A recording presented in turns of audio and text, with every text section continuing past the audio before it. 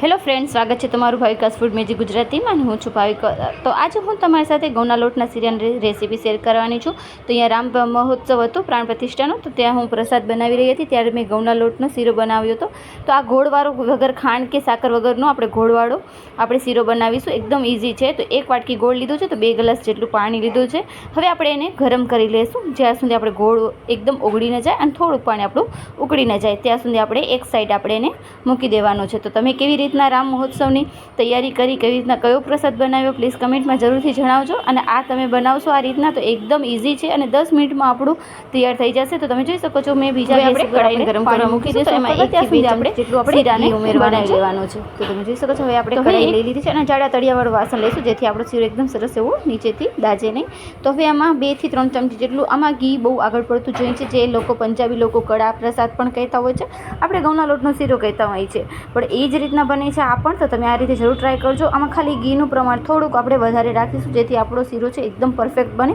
અને ઝીણા લોટનો જ હું શીરો બનાવી રહી છું. ઘણા લોકો ઘઉંના જાડા લોટનો પણ શીરો બનાવતા હોય છે, પણ હું અહીંયા ઘઉંના ઝીણા લોટનો શીરો બનાવી રહી છું. તો એ અમે 3 થી 4 ચમચી જેટલું ઘી લીધું છે. હજી જરૂર પડશે તો આપણે આગળ ઉમેરવાનો છે. તો હવે ઘી મેલ્ટ થોડુંક થાય પછી આપણે એમાં ઘઉંનો લોટ ઉમેરીશું.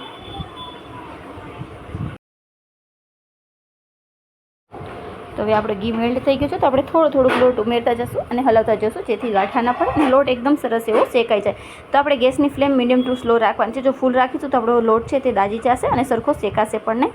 તો તમે જોઈ શકો છો આ રીતે આપણે ધીમે ધીમે આપણે એને શેકવાનું છે. હજી તમને ઘીની જરૂર પડે તો તમારે બીજો ઘી ઉમેરવાનો છે.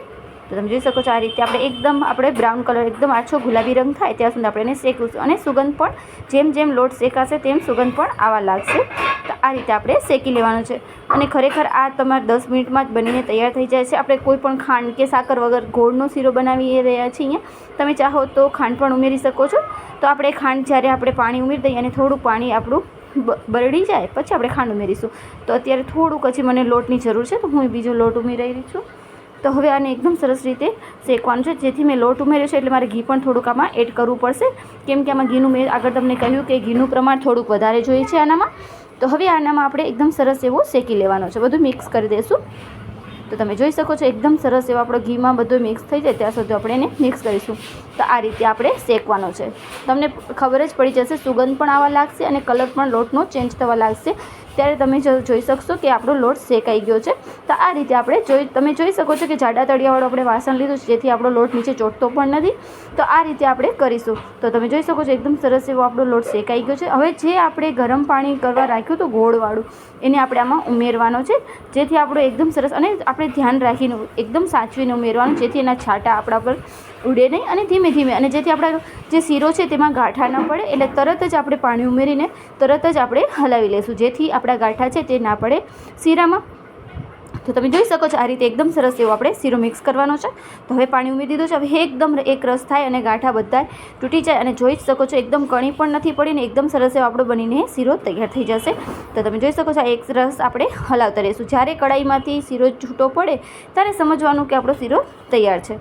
તો આ રીતે આપણે હજી હલાવતા રહીશું. તો મને ગળપણ માટે થોડીક ખાંડની જરૂર પડી છે, તો હું અહીંયા થોડી ખાંડ ઉમેરી રહી છું, 2 થી 3 ચમચી જેટલી. અને હવે આપણે ડ્રાયફ્રૂટ્સ ઉમેરીશું.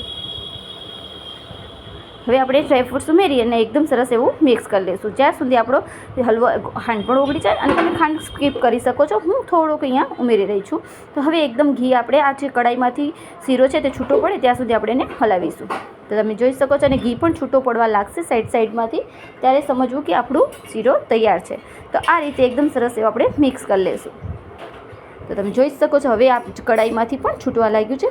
તો આ રીતે તમે જોઈ શકો છો જરાય પણ નીચે ચોટતું નથી એટલે આપણો શીરો બનીને તૈયાર છે. તમે કેવી રીતના બનાવો છો ઘઉંના લોટનો શીરો તો પ્લીઝ કમેન્ટમાં જણાવજો. અને નવા હો તો સબસ્ક્રાઈબ કરવાનું ના ભૂલતા. લાઇક, શેર એન્ડ સબસ્ક્રાઈબ જરૂર કરજો. અને તમે કેવી રીતે રામ મહોત્સવની પ્રાણ પ્રતિષ્ઠા મહોત્સવની ઉજવણી કરી તે પણ કમેન્ટ બોક્સમાં જરૂરથી જણાવજો. તો આ રીતે આપણે એકદમ સરસ એવો શીરો આપણો તૈયાર થઈ ગયો છે.